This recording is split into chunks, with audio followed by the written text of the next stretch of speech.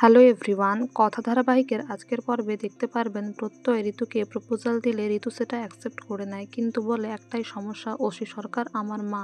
কিন্তু সেই কথাটা শুনে তারা বলে কায়দা কানুন বলে তারা ঠিক সেটা মিটিয়ে নেবে। এভি বলে হ্যাঁ, আমি গিয়ে নিশ্চয়ই কথা বলে আসবো। কথা বলে আপনি কোনো গণ্ডগোল করবেন না তো? এভি বলে তুই আমার উপরে ডাউট করবি না, চল আমার সাথে। তারপর সবাই মিলে ঋতুর বাড়িতে যায়, আর ঋতুর বাড়িতে গিয়ে কথা বলে যে আমার দেওর ওসি প্রত্যয় সরকার খুব ভালো ছেলে, আর ওরা একে অপরকে পছন্দ করে, একে অপরকে ভালোবাসে। আজকেই প্রত্যয়দা প্রপোজাল দিয়েছে আর ঋতু সেই প্রস্তাবে হ্যাঁ করেছে। এই কথা শুনে ঋতুর মা বলে কি বলছে, এসব কবে হলো? তারপর এভি বলে আপনাদের বাড়িটা খুব সুন্দর, আমি তো সেলিব্রিটি শেফ এভি, আপনারা জানেন, আর গুহ বাড়ির সম্বন্ধেও জানেন।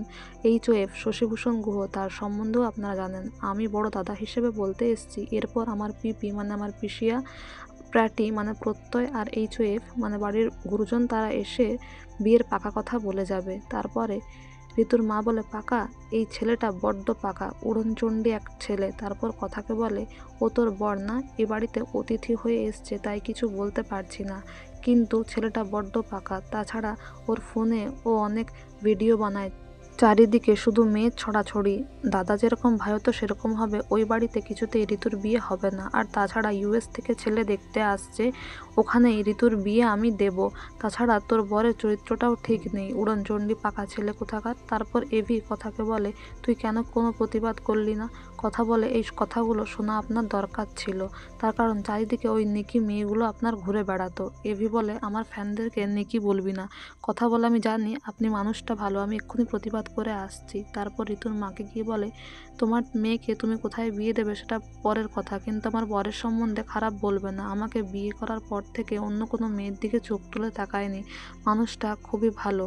তারপরে ঋতুর মা বলে শাক দিয়ে মাছ ঢাকতে আসিস না, তোর তো ভালোই ভুল বদল হয়েছে, কিন্তু শুনে রাখ আমি কিছুতেই ওই ছেলের সাথে আমি ঋতুর বিয়ে দেব না। তারপর প্রত্যয় ঋতুকে আড়াল থেকে দেখে, কষ্ট পায় আর চলে যায়। এদিকে বাসু গুরুজি মানে কথার বাবা ফোনে জানাবের সঙ্গে কথা বলে আরেকটা মাস্টার প্ল্যান করে, আর রিচাকে বলে তুমি জানাবের কাছে যাও, র্যাকেটের সম্বন্ধে ভালো করে জেনে নাও, আরেকটা মাস্টার মাইন্ড প্ল্যান করতে হবে, আর সমস্ত আপডেট আমায় দেবে। রিচা তো খুব খুশি হয়, বলে সুযোগ পেয়ে বাবার সব প্রপার্টি আমি করে নেব, তাহলে কথাকে আর কিছু দিতে পারবে না।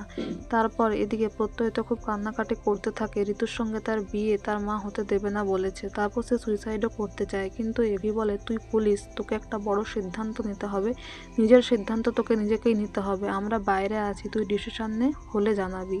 তারপর প্রত্যয় ডিসাইড করে সে ঋতুকে নিয়ে পালাবে, তাই সে একটা পেন পেপার নিয়ে একটা লেটার লেখে আর নিজের সুটকেস প্যাক করে নেয়। তো বন্ধুরা, এই ছিল আজকের কথা ধারাবাহিকের update. Thank you dearest everyone for watching the video. Thank you.